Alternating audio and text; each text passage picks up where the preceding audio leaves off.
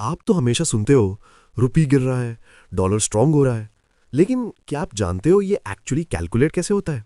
आज मैं आपको सिंपल लैंग्वेज में समझाता हूं। डॉलर 95 रुपीस का कैसे हो गया।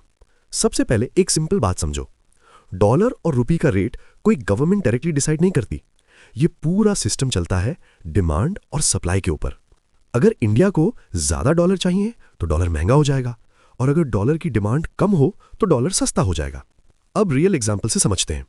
इंडिया को इंपोर्ट करना होता है ऑयल, मोबाइल, मशीनरी। इन सब के लिए पेमेंट होता है डॉलर में। तो इंडिया मार्केट से डॉलर खरीदता है, डिमांड बढ़ती है और डॉलर का प्राइस भी बढ़ता है। लेकिन जब फॉरेन कंपनीज इंडिया में इन्वेस्ट करती हैं, वो क्या करती हैं? डॉलर लेकर आती हैं। इससे क्या होता है?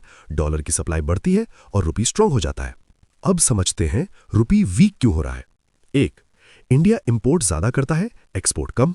2. क्रूड ऑयल का प्राइस बढ़ रहा है। 3. फॉरेन इन्वेस्टर्स पैसा निकाल लेते हैं। 4. ग्लोबल टेंशन, वॉर या रिसेशन। रिजल्ट सिंपल है, डॉलर की डिमांड बढ़ गई और रुपी वीक हो गया। अब इसका इफेक्ट आपके लाइफ में क्या होता है? पहला, पेट्रोल महंगा, मोबाइल और इलेक्ट्रॉनिक्स महंगा, foreign education expensive, travel abroad costly. लेकिन सब कुछ नेगेटिव नहीं है।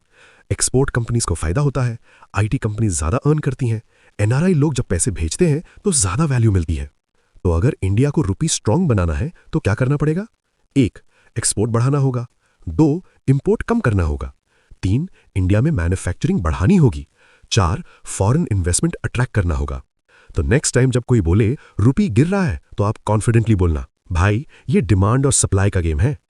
अगर आपको ऐसे सिंपल और पावरफुल फाइनेंस वीडियोस पसंद आए, लाइक करो, शेयर करो और सब्सक्राइब करो।